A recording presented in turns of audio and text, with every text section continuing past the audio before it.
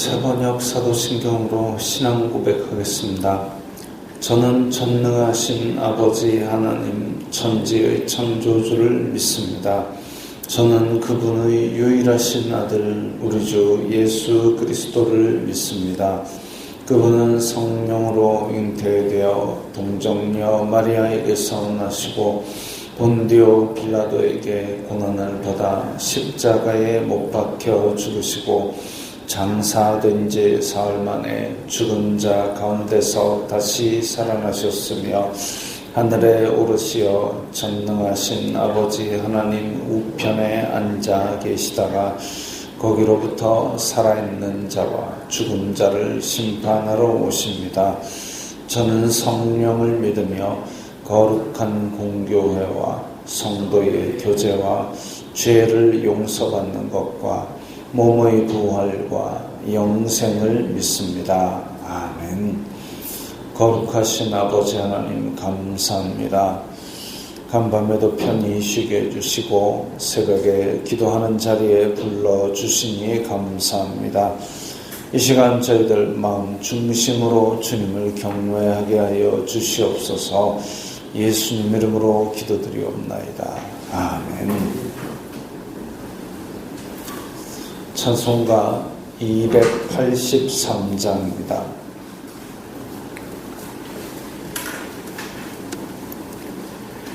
찬송가 283장입니다.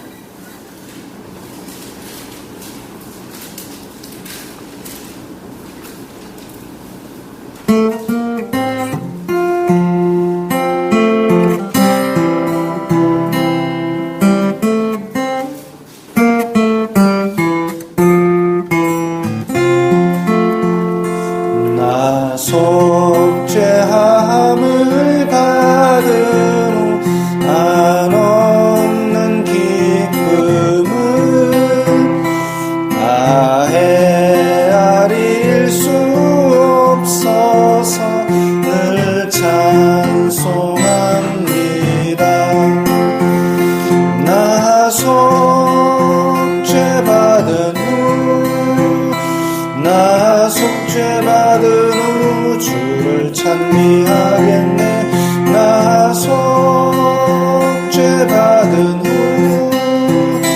주의 이름 찬미하겠네. 나 속죄함을 받은 후 내 마음이 새로워 주 뜻을 준행하면서 죄 길을 버리네. 나 속죄받은 후 나 속죄받은 후 주를 찬미하겠네. 나 속죄받은 후 주의 이름 찬미하겠네. 나 속죄함을 받은 후 성령이 오셔서 하나님 자녀 된 것을 곧 증언합니다. 나 속죄받은 후 나 속죄받은 후 주를 찬미하겠네. 나 속죄받은 후 주의 이름 찬미하겠네.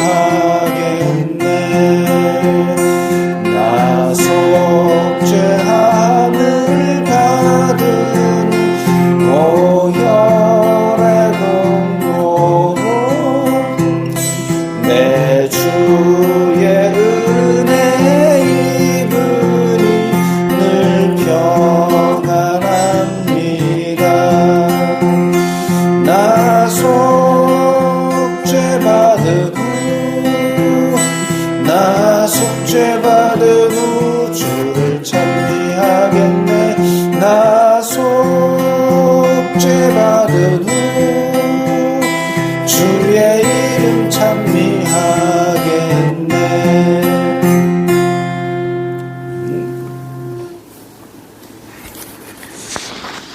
말씀은 사도행전 8장 26절부터 40절까지의 말씀입니다.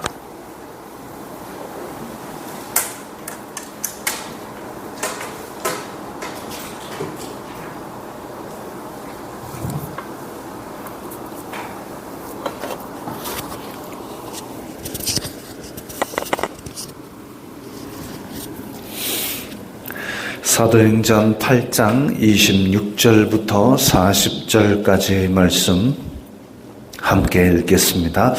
주님의 사자가 빌립에게 말하여 이르되 일어나서 남쪽으로 향하여 예루살렘에서 가사로 내려가는 길까지 가라 하니 그 길은 광야라.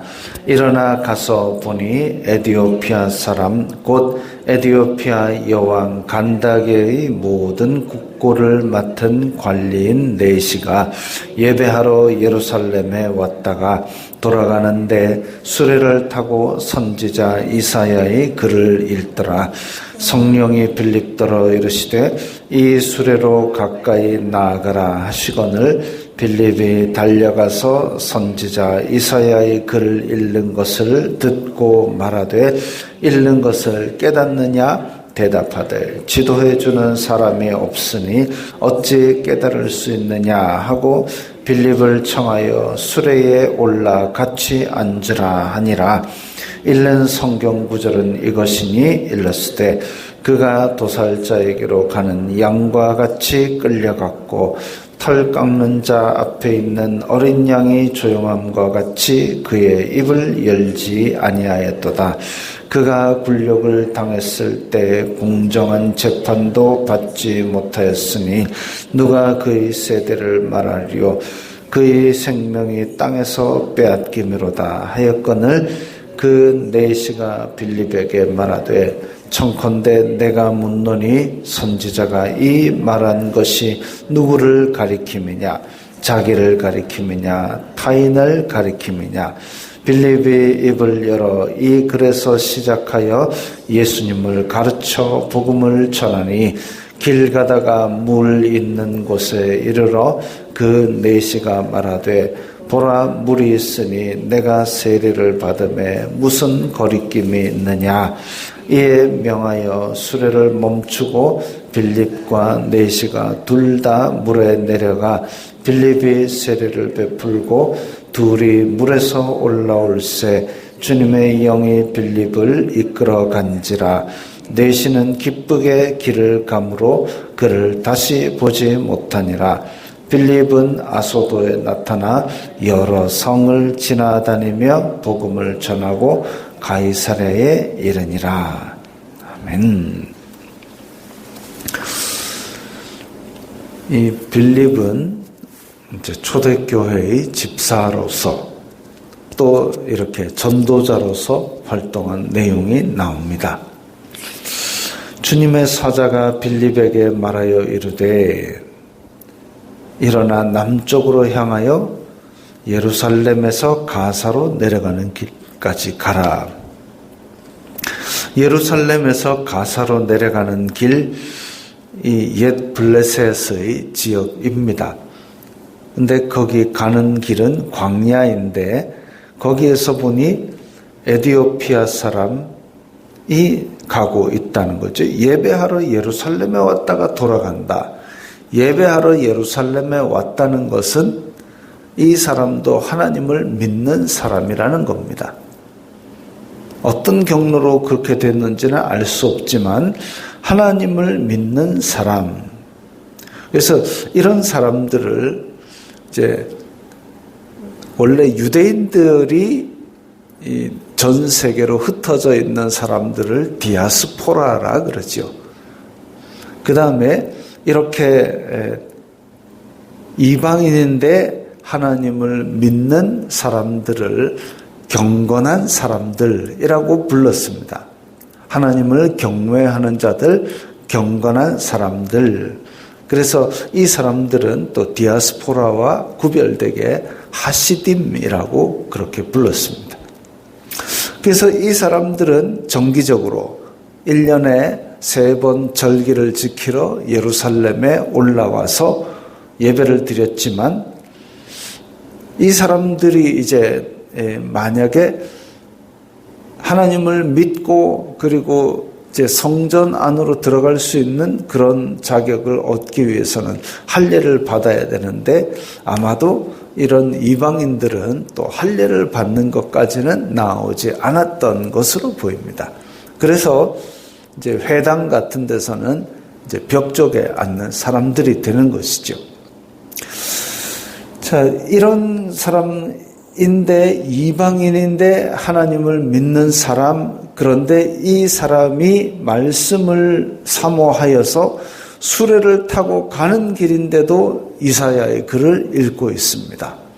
근데 이사야의 글을 읽어도 이해를 하지 못하는 부분이 있어서 빌립이 성령님의 지시하심을 따라서 그 사람에게 말씀을 전하러 가는 거죠. 성령이 빌립더러 이르되 수레로 가까이 가라. 수레로 가까이 가보니까 선지자 이사야의 글을 읽는 것을 들었습니다. 그러니까 에디오피아 내시는 지금 수레로 에디오피아로 돌아가는 길에도 선지자 이사야의 글을 펴서 큰 소리를 내어서 읽은 것이지요. 말을 타고 구르륵 가고 있는데 사람이 쫓아간들 거기에서 조용히 중얼중얼하면 그걸 알아들을 수 있었겠습니까? 아마도 소리 크게 읽었을 겁니다. 빌립이 달려가서 선지자의 이사야 글 읽는 것을 듣고 말하되 지금 읽고 있는 것을 깨닫느냐? 빌립이 들어보니까 이사야의 글을 읽고 있는데 근데 성령님께서 가라고 하신 것은 분명히 이유가 있을 것이다. 근데 이사야의 글을 깨닫고 있느냐라고 물어보니까 내시는 지도하는 사람이 없으니 어찌 깨달을 수 있겠느냐. 우리도 참 그렇습니다. 성경을 읽다 보면 성경이 물론 우리는 다 이제 글을 알고 있으니까 글은 읽지만 그 내용이 뭔 의미인지 잘 모를 때가 많이 있습니다. 때로는 이런 배경들을 잘 몰라서 그럴 때도 있고 때로는 우리가 너무 옛날식 언어로 번역이 되어서 그럴 때도 있고 때로는 성령님께서 아직 이것은 우리에게 열어주지 않으셔서 깨닫지 못하는 때도 있습니다. 그런데 빌립을 청하여 수레에 올라서 깨닫지 못하는 것을 이야기하는데 도살자에게로 가는 양과 같이 끌려갔고 털 깎는 자 앞에 있는 어린 양이 조용함과 같이 그의 입을 열지 아니하였도다. 우리는 이 말씀을 들으면 알지요. 예수님께서 유월절 어린 양이 되셔서 끌려가신 것도 알고 또 거기에서 신문을 하는 데에 예수님께서 한마디도 대답하지 않으셨던 것도 알고 있습니다. 이 이사야 53장에 있는 것은 예수님을 지칭하는 말이구나. 우리는 그것을 알고 있는데 이제 그냥 예루살렘에 예배드리러 오고 가고 하는 사람들이지만 사실 이 말은 어떤 의미인지 전혀 모르는 그런 상황이죠. 지금처럼 설교가 많은 것도 아니고 지금처럼 또 주석서가 책이 많은 것도 아니고 내용을 모르고 그냥 읽고 있는 겁니다. 답답한 거지요. 하나님의 말씀인데 이 내용을 전혀 알 수 없으니까 모르겠다. 그가 굴욕을 당했을 때 공정한 재판도 받지 못하였으니 공정한 재판을 받지 못한 것은 이미 지금 유대인들이 죽이라라고 결정을 내놓고 빌라도에게 압박을 주어가지고 곧 난동이 일어날 것처럼 하니까 빌라도가 사형을 그렇게 정해놓고 재판을 했습니다. 불법적인 재판이죠. 공정한 재판도 받지 못하였으니 누가 그의 세대를 말하리요 그의 생명이 땅에서 빼앗김이로다. 그 지금 이 고난당하는 종에 대한 이야기 사실 그 이사야가 전체가 66장으로 이루어져 있고 중간에 뜬금없이 종의 노래라는 부분이 등장합니다. 이 종의 노래라는 부분이 등장하는데 고난받는 종이 누군지 그때 당시는 몰랐지요. 근데 예수님의 사역과 예수님의 죽으심, 부활을 처음부터 끝까지 같이 했던 이 제자들은 압니다. 이 말씀을 이루기 위해서 예수님께서 고난당하시고 죽으셨다는 것을 알죠. 그러니까 이 구절을 읽자마자 빌립이 아하, 이 말씀은 예수님을 지칭하는 말씀인데 이 말씀을 통해서 이제 이 이방인에게도 복음이 전해지고 땅끝까지 복음을 전하라는 사명을 감당하게 하시는구나 깨닫고 드디어 빌립이 이야기를 합니다. 그래서 도살자에게로 끌려가는 양과 같이 지난 6월절에 예수님께서 그렇게 십자가에 달려 죽으셨다. 그런데 이 구약 성경에서 말하는 고난의 종, 그 예수님께서 이 땅에 내려오시고 육신을 입고 오셔서 사람이 겪는 배고픔과 슬픔과 고통을 다 겪으시고 우리 죄를 짊어지고 죽으셨다. 그런데 그분은 부활하심으로 말미암아 이제 우리의 구원을 이루시고 영원한 생명을 우리에게 주셨다. 이런 얘기들을 이제 복음으로 전합니다. 예수님을 전하고 또 구약 성경이 말하는 이 모든 하나님의 구원의 핵심을 이루신 분이 누구시냐? 바로 예수 그리스도시다. 이 얘기를 전했습니다. 그리고 지금 성령님께서 오셔서 제자들이 복음을 전하고 교회가 섰고 그런 이야기들도 쭉 전했겠죠. 그러니까 36절에 보면 길 가다 물 있는 곳에 이르러 내시가 보라 물이 있으니 내가 세례를 받으며 무슨 거리낌이 있느냐. 할례는 받지 않았을지라도 이 세례 예수 그리스도의 이름으로 죄 씻음을 받고 교회의 일원이 되고 싶다라는 그 믿음의 고백을 합니다. 세례를 받겠습니다. 예수님께서 너희는 가서 모든 족속으로 제자를 삼아 아버지와 아들과 성령의 이름으로 세례를 주고 내가 너희에게 가르친 것을 분부한 것을 가르쳐 지키게 하라라고 하신 그 말씀대로 지금 빌립은 이 내시에게 세례를 베풉니다. 그리고 예수님의 가르치신 것을 지키게 하는 것이죠. 그래서 할례는 안 받았지만 이 이방인은 신앙 공동체 안으로 들어올 수 있도록 세례를 받았습니다. 이에 명하여 수레를 멈추고 빌립과 내시가 물에 내려가서 세례를 베풀고 둘이 물에서 올라올 새 주님의 영이 빌립을 이끌어 간지라. 이제 성령님께서 또 순식간에 빌립을 다른 곳으로 이동을 시키셨습니다. 참 신비한 일이고 기적적인 일이고 놀라운 일이지요. 그런데 이 일이 아마 일상적으로 평소에 일어나는 일 같으면 우리가 이렇게 따로 기록되지 않았을 것이지만 하나님께서 복음을 전하기 위해서 에티오피아의 내시에게 특별히 그 복음을 전하기 위한 여정을 마련하셨기 때문에 이렇게 특별한 이동을 또 체험하게 하신 것입니다. 내시는 기쁘게 길을 가므로 그를 다시 보지 못하니라. 내시는 아마 빌립이 갑자기 이렇게 종적을 감추니까 놀랐겠죠. 그러나 이게 하나님께서 놀라운 복음을 나에게 전해주시려고 특별히 은혜를 베푸셨구나. 어쩌면 순식간에 사라졌기 때문에 천사였는가라고 생각할 수도 있을 겁니다. 어쨌든 이렇게 복음을 전하기 위해서 이 이방인인 나에게도 은혜를 베푸시고 믿음을 주시고 세례를 베푸셨구나. 믿음조차도 하나님의 은혜라는 사실을 철저하게 깨달았을 것입니다. 그렇게 은혜를 받았으면 마음이 얼마나 기쁘겠습니까? 그 기쁨으로 이제 에티오피아까지 가는 거죠. 그리고 거기 가서 자기 혼자만 꽁꽁 묻어 놓았을까요? 아니죠.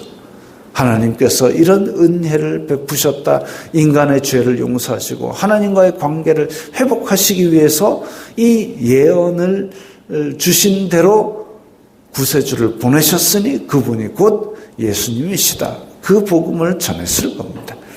기쁘게 길을 감으로 다시는 그를 보지 못했고 빌립은 다른 곳에 나타나서 또 여러 성을 지나서 복음을 전하고 가이사라에 이르니라.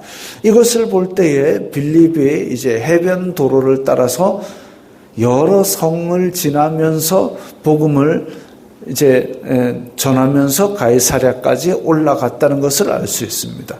빌립은 원래 사마리아에서 복음을 전했다가 지금 또 블레셋 땅에 가사 땅까지 이르러서 복음을 전하고 다시 해변 도로에 나타나서 올라가는 길에 여러 도시를 다니면서 복음을 전했습니다.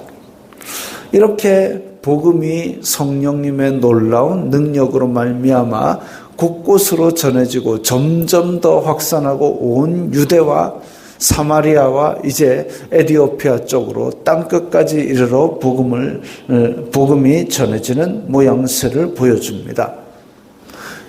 빌립이 단지 그저 자기 일을 하고 있었다면 이런 기적을 체험하지 못했을 겁니다. 기적 체험하는 것이 목적이 아니라 복음을 전하는 것이 목적이죠. 예수 그리스도를 전하고 예수 그리스도로 인하여 죄 용서받는 하나님의 은혜를 전하고 그렇게 함으로써 하나님의 나라가 확장되고 이게 핵심입니다. 우리가 가서 전도지를 나눠주고 교회를 데려오는 것도 사실상 전도지 종이를 주는 것이 문제가 아니라 교회로 사람을 데려오는 것이 문제가 아니라 예수 그리스도를 전하는 것이 핵심입니다.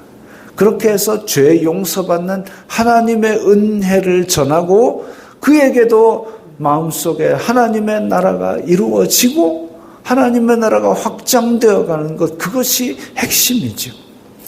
예수 그리스도를 전하고 죄 용서받는 은혜를 전하고 하나님의 나라가 확장되는 것, 그것을 전하기 위해서 성령님께서 우리에게 능력을 주시고 은혜를 주시고 우리 입술에 말을 주시고 또 능력 베푸실 곳에 이렇게 기적도 베푸시는 겁니다. 우리가 지금 현재 복음을 전하고 있고 복음이 우리 마음속에 있고 하나님 나라가 내 마음속에 이루어져 있지만 혹 또한 복음에 필요한 사람들이 우리 주변에 있을 때에 우리 입술을 열어서 담대히 복음을 알리게 되는 그 은혜를 간구하면서 오늘 또 은혜로운 복된 주님의 날 되시기 바랍니다. 기도하겠습니다. 거룩하신 아버지 하나님 감사합니다.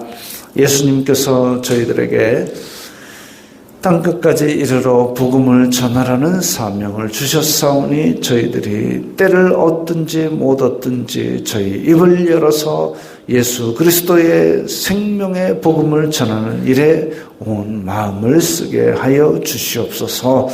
예수님 이름으로 기도드리옵나이다. 아멘.